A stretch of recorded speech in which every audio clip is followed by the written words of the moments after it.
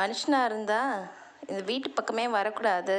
திட்டுறதுக்கும் துரத்துறதுக்கும் வயிற்றில் குட்டி கூட இருக்குதுன்னு கூட கொஞ்சம் கூட நினைக்காம எப்படி துரத்துறாளுங்க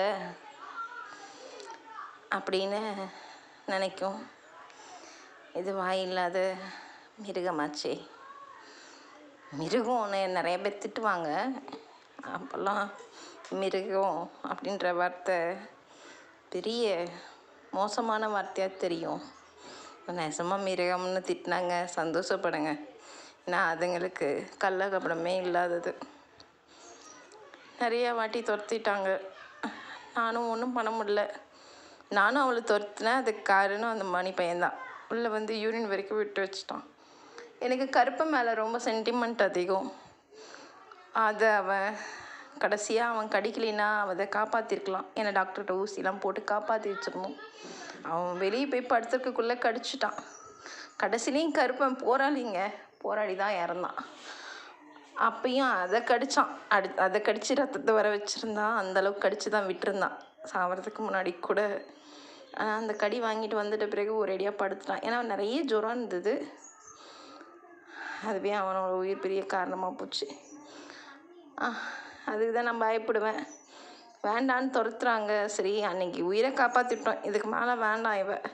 நான் உயிரை காப்பாற்றிட்டு நான் இவளை வந்து துரத்தி விட்டுறேன்னு தான் சொன்னேன். அதனால தான் எல்லோரும் துரத்துறாங்க.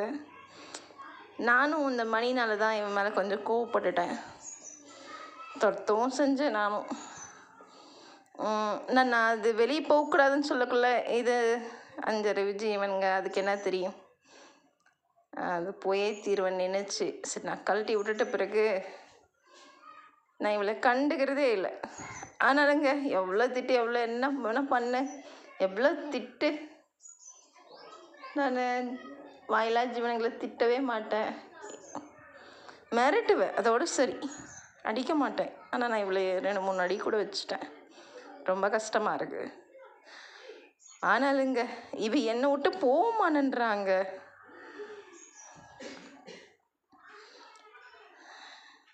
உயிரை காப்பாற்றி விட்டுருந்தாலும் திட்டுறதுக்கும் துரத்துறதுக்கும், வீட்டில் இருக்கவங்க துரத்துறதுக்கும் எங்கள் வீட்டுக்காரெல்லாம் துரத்தி அடிக்கிறாங்க.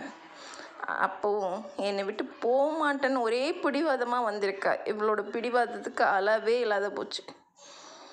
எவ்வளோ வயிற்றில் குட்டி வச்சிருக்கிறா. நான் எதுவும் சாப்பாடே போடுறதில்ல. நான் போட்டேன்னா ஏதாவது பண்ணிட போகிறாங்க, இவள் போக மாட்டா, அதனால் ஏதாவது பண்ணிட போகிறாங்க. நான் எதுவுமே போடுறதில்ல. எனக்கு ஆசை, வயிற்றில் குட்டி வச்சுருக்கா, எப்படா இப்படி விட்றது அப்படின்னு கஷ்டமாக இருந்தாலும் எனக்கு வேறு வழி இல்லை. ஆனால் இவள் புரிஞ்சிக்கவே மாட்டேன்றா. என்னை புரிஞ்சிக்கவே மாட்டேன்றா.